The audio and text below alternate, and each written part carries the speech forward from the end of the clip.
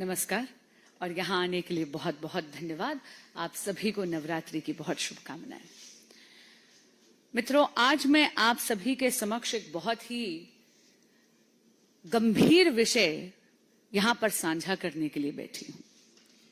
आप सब जानते हैं कि कल दिल्ली फाइनेंस डिपार्टमेंट की एक रिपोर्ट आई है जिसको मीडिया के बंधुओं के माध्यम से हम सबसे अवगत कराया गया है।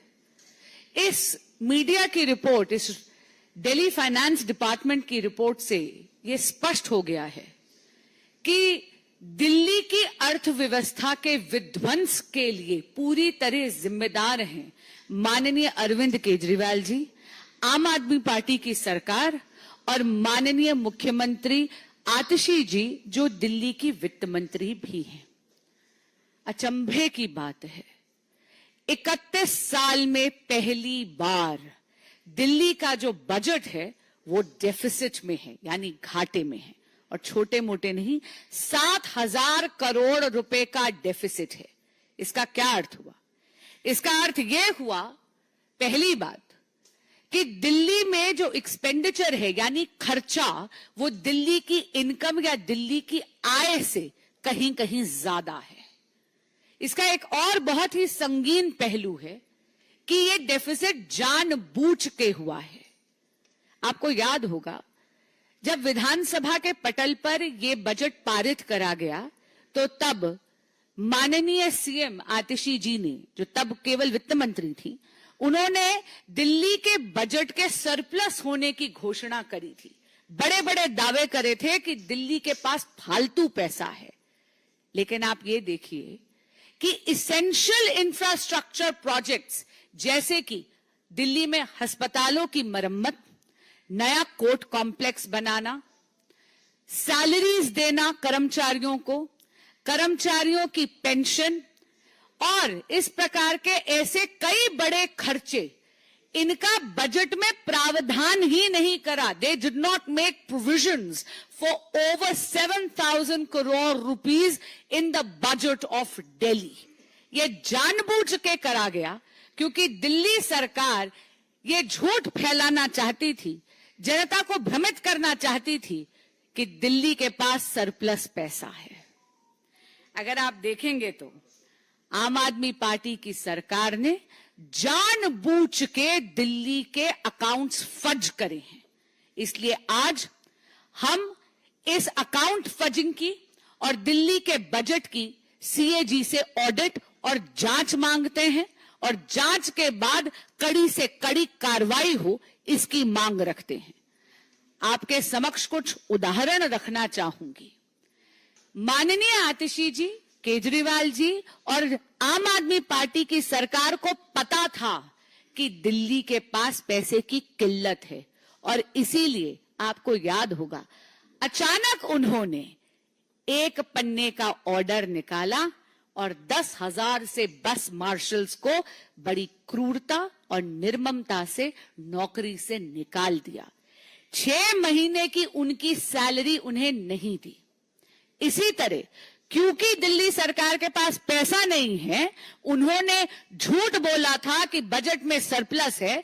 7,000 करोड़ रुपए का उन्होंने बजट में डेफिसिट रखा जानबूझकर। आप देखिए, शिक्षा के क्षेत्र में भी उन्होंने वोकेशनल ट्रेनिंग टीचर्स के साथ भी यही करने का प्रयास करा। बड़ी बेरहमी से एक पन्ने के ऑर्डर से उनको भी निकाल दिया नौकरी से। ये तो माननीय उपराज्यपाल जी की इंटरवेंशन हुई तो उन टीचर्स की नौकरी दोबारा बहाल हुई। इसी के साथ आपको याद होगा, honourable supreme court of India ने जब आरआरटीएस के प्रोजेक्ट का केस चल रहा था तो अल्टीमेटम दिया उन्होंने केजरीवाल सरकार को कि आप इसेंशियल सर्विसेज या जो इसेंशियल इंफ्रास्ट्रक्चर्स हैं उसके लिए आम आदमी पार्टी की सरकार पैसा नहीं दे रही, और देगी भी कहां, क्योंकि आम आदमी पार्टी की सरकार ने दिल्ली के बजट में प्रावधान ही नहीं रखा, जैसा इस रिपोर्ट से स्पष्ट हो रहा है। सुप्रीम कोर्ट को यह अल्टीमेटम देना पड़ा, आम आदमी पार्टी की सरकार को लताड़ना पड़ा कि हम आपका एडवर्टाइजमेंट बजट जो है उसको हम जब्त कर लेंगे, आपके प्रचार का पैसा जब्त करेंगे, क्योंकि आप दिल्ली के लिए इसेंशियल इंफ्रास्ट्रक्चर के लिए पैसा नहीं दे रहे। अब हाल ही में जब मॉनसून आया था तो आप सबको याद है दिल्ली की क्या बदहाली हुई थी। जरा सी बारिश में पूरी की पूरी दिल्ली डूब गई थी। राजेंद्र नगर में तो 3 IAS एस्पिरेंट्स की जल भराव के कारण मौत भी हुई। और यह जल भराव क्यों हुआ था?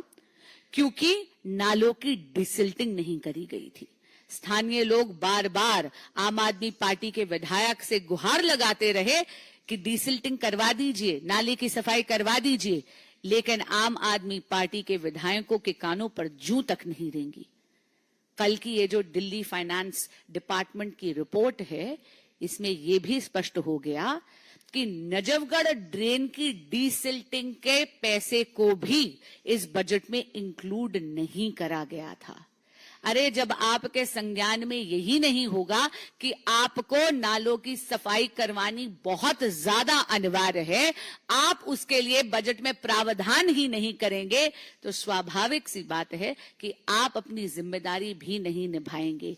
ये दिल्ली जो डूब रही है, नालों की जो सफाई नहीं हो रही, ये इसलिए हो रही है क्योंकि आम आदमी पार्टी की सरकार सत्ता में इतनी मोह में मदमस्त है कि वो इनकी डिसिल्टिंग के प्रावधान भी नहीं कर रही बजट में। आम आदमी पार्टी की सरकार केवल प्रचार प्रसार और भ्रष्टाचार में लिप्त है। ये ऐसी बेपरवाह सरकार है जिसके लापरवाह मुखिया केवल सत्ता की फिक्र करते हैं, लेकिन दिल्ली वासियों की फिक्र नहीं करते। और इसीलिए 31 साल में पहली बार एक नई उपलब्धि केजरीवाल सरकार ने अपने खिलाफ दर्ज जरूर करवाई है कि पहली बार दिल्ली का बजट 7,000 करोड़ रुपए के डेफिसिट में है। धन्यवाद। जी,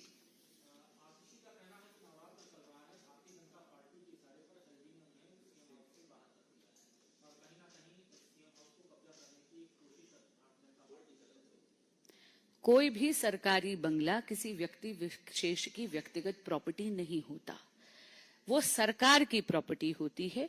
उसको विकेट करने के लिए, उसके आवंटन के लिए, उसको ऑक्यूपाई करने के लिए एक पूरा प्रोसीजर होता है। प्रोसीजर अगर फॉलो नहीं करा जाता है तो स्वाभाविक सी बात है कि वहां पर कार्रवाई की आवश्यकता होती है। फिर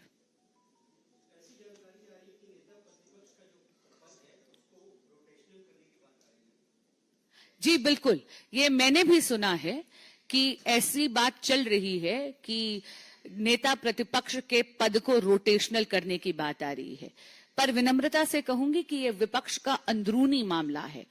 हां, इतना जरूर है कि विपक्ष के दलों में ऐसे कई नेता हैं जो नेता प्रतिपक्ष का कार्यभार संभालने के लिए काफी सक्षम हैं। लेकिन अगर इंडिया अलायंस को यह लगता है कि माननीय राहुल गांधी जी पूरी कर्तव्य निष्ठा से अपना ये पदभार नहीं संभाल पा रहे हैं, तो ये निर्णय उन्हें लेना है। लेकिन नेता प्रतिपक्ष के या लीडर ऑफ ऑपोजिशन की पोजीशन को रोटेशनल करने की ये जो बात चल रही है, ये मैंने भी सुनी है, पर ये उनका अंदरूनी मामला है।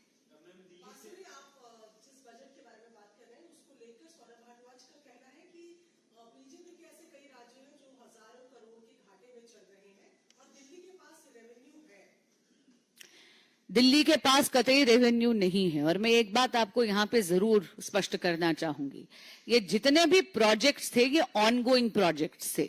चाहे अस्पताल की मरम्मत की बात हो, चाहे कोर्ट कॉम्प्लेक्स बनाने की बात हो, चाहे सैलरीज देने की बात है, चाहे पेंशन देने की बात है, इनमें से कोई भी ऐसा खर्चा नहीं है जो नया खर्चा है, जो अचानक से अकस्मात इस सरकार पर गिरा है।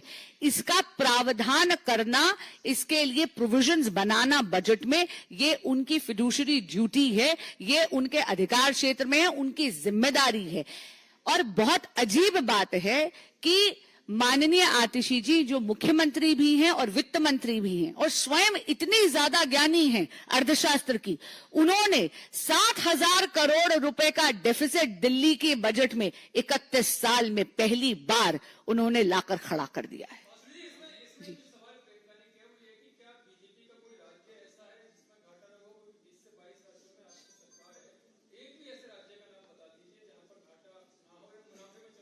ऐसा कोई भी भाजपा रूल्ड स्टेट नहीं है जहां पर इसेंशियल सर्विसेज पर असर पड़ रहा है। यहां पर रातों रात 10,000 मार्शल्स को नौकरी से इतनी निर्ममता से इसलिए हटा दिया गया क्योंकि दिल्ली सरकार ने उनकी सैलरी का प्रावधान ही नहीं करा। इसी तरह वोकेशनल टीचर्स को भी रातों रात एक पन्ने के ऑर्डर से नौकरी से बहुत क्रूरता से हटा दिया गया क्योंकि उनकी इन लोगों ने बजट में प्रावधान ही नहीं करा उनकी सैलरीज के लिए। आपके सवाल में एक बात और बताती हूँ, दिल्ली की किसी भी कॉलोनी में जाकर देख लीजिए एमसीडी की क्या हालत हो रही है। ये जो कूड़े के पहाड़ आप देख रहे हैं सोसाइटीज के आगे, ये क्यों हो रहा है? वो इसलिए क्योंकि एमसीडी के पास पैसा नहीं है कर्मचारियों की तनख्वाह देने के लिए। इसके लिए पूरी तरह केजरीवाल सरकार है जिन्होंने 7,000 करोड़ का बजट डेफिसिट लाए हैं वो दिल्ली में 31 साल के बाद, और उन्होंने कर्मचारियों के सैलरीज का प्रावधान नहीं करा। जी। 2022 में जो हुगली में राइट हुए उनके जो आरोपी हैं उनके केस विड्रॉ कर लिए हैं कर्नाटक की गवर्नमेंट ने। इस पर बीजेपी की क्या प्रतिक्रिया है? इसको मैं पिछली लिस्ट दोनों में दोहरा। I'm absolutely flabbergasted. This is nothing but politics of appeasement. This was a very, very serious allegation. There were attacks on a police station.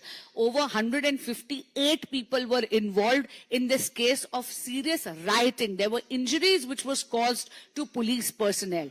But it seems that for selfish interests of politics, that is why in case of, like I said, the Karnataka government is only practicing politics of appeasement. I'm really, really shocked to see that the Deputy Chief Minister, Shri Shiv Kumar, actually wrote to the Karnataka Police Department asking for withdrawal of these cases, and this is in contravention to the report submitted both by the police department as well as the law department.